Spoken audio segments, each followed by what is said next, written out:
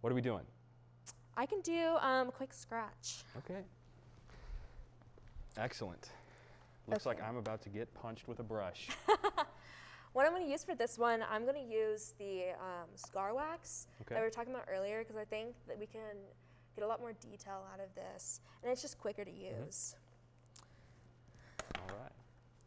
With this though, just make sure you're to not move your forehead, because like I said, it can come undone. Okay, I'll try my best.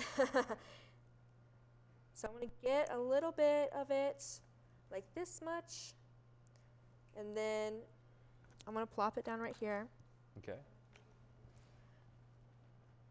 Then I'm going to wiggle it. You know, like when you played with like clay when you were a kid, you like make the little like snake stuff? Yeah. That's what you do with this. That's what I think of every time I do So this is just advanced Play-Doh. It is. Okay. It really is. So you get it, you smush the little snake dude down, Okay. and you kind of blend it out like if you were to blend eyeshadow, you know, except it isn't eyeshadow. Makes sense. So I'm just blending it right now, and then I will create the laceration with this. Shmearsh. I'm just trying to blend it into your skin. And if you notice, it's slightly different color from your skin tone. And so what I do, just to cover that up, is just the blood, and the aged blood will fix that. Okay. So I'm making sure that's blended in there. Okay, let me wipe off my fingers. This stuff is super sticky. Like, this gets everywhere. So I want to wipe them off before I color. Okay, so got the palette. It's really dry, so you have to spray activator on there. Kind of like watercolors, except with alcohol. Okay. Then I'm going to grab a thin brush.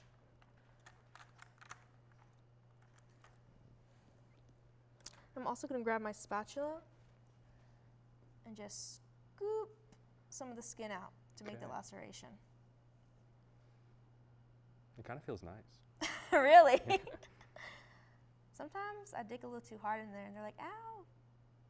So I'm glad I'm not doing that with you. What's the longest wound you've ever had to do, or how long did it take you? Oh, I thought you meant like length. No, like time, duration. I don't know. Usually the longest thing will be like a look. You know what I mean? Where there's like multiple wounds on somebody. So it'll be like a post-apocalyptic, beat-up warrior type stuff. That's what I've done before, and that took a while. But it was really fun. Yeah. Have you ever worked with prosthetics before, or do you always stick to what you have here? I have worked with prosthetics a little bit, and they're super fun. They bring production quality much higher. Like, they're so fun, so realistic. And that's something I want to get more into. But like I said, it's expensive. So if it's a scar like this, but it's a prosthetic, how would that work? So you would, there is like spirit gum, or there's adhesives, and you would put adhesive on it and put down, and then you would blend it the same way. But it would already be colored, so it's much quicker than this. It's like this, but reusable, right? Yes. Okay. And so say you're shooting something and the same person has the same scar, like throughout the entire like 30-day production. You would want a prosthetic, because if you didn't, the continuity is going to really mess up. Okay, that makes sense. So I'm getting aged blood and I'm putting it around the wound just to add some irritation. Okay. And then I'm going to put more aged blood down here where the blood would pool. Okay.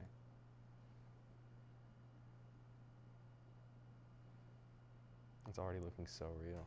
Thank you. Isn't that such a gross look? I love the look of like aged blood. It's so fun. I find myself saying weird crap like that because I do this. I'm like, oh, that blood looks so cool. It's funny. Do you ever look back, because you've been doing this for a while, right? Yeah. Do you ever look back at old work you've done and think of all the ways you could have done it better, you know? Oh yeah, I've looked back at so many things. I'm like, oh God, what was I thinking? You know what I mean? Yeah. But I feel like any artist like does that with For what they sure. create. Yeah. Because you can always see like a way to improve. What I'm going to do now is add a little bit of black in the center just to make it look a little bit deeper. Okay. Schmeat. Okay, so I'm getting that up in there.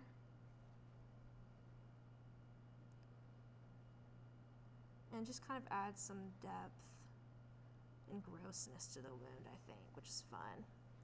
And then I'm going to go back in with the red as well. Okay. The blood. Boop, boop, boop, boop. I'm impressed by how quickly this is all coming together. Thank you. Yeah, I mean, it's really important to be quick on set, so I'm sure. I try to be as quick as possible without making the quality go down, you know? Mm-hmm.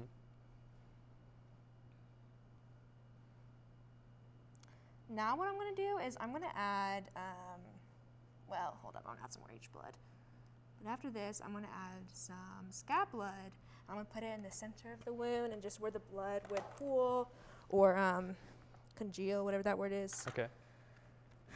Let's see. So I'm going to grab the little spatula, doodly-doo, and I'm going to kind of plop it in there. Okay. You got to kind of play with this to kind of get it to do what you want. Mm-hmm. So sometimes I just kind of tap until it looks good, and then I'll move on. It's adding more and more. Okay. And then smoosh. It's like jelly. It is like jelly. It has such a fun consistency. Sorry, your hair is getting in there. That's my bad. And then you see this deep part or this bigger part right here. I'm going to put some of Okay. it in there. Ooh, Yeah. cute. Love it. And then I'm going to add some right here with the aged blood. Wow. And since this wound definitely looks a little bit like yeah, it just happened, but also it's been there for like a little bit, Mm-hmm. I'm going to use my runny blood that has an aged blood tone to it. Okay. Ooh. And I'm going to just make sure that this is down here too so it doesn't go into your eyeball. Okay, I like that plan. Yeah. This is not eye blood, and it would not be very fun. And I'm going to kind of try to get it to go right in the wound that I made. Mm-hmm. And then, boop. Okay, Oh, there we go. wow. There's the wound. Looks great. Thank you very much. Well, there you have it. Special effects makeup is an aspect of filmmaking that bridges the gap between reality and immersion. These practical effects that can be used in film and TV can really ground a story in a way that CGI can't always capture. Who knew that such magic could be behind a brush? Thank you for joining us today, Caitlin, and thank you all for tuning in. I'm going to go get an ice pack.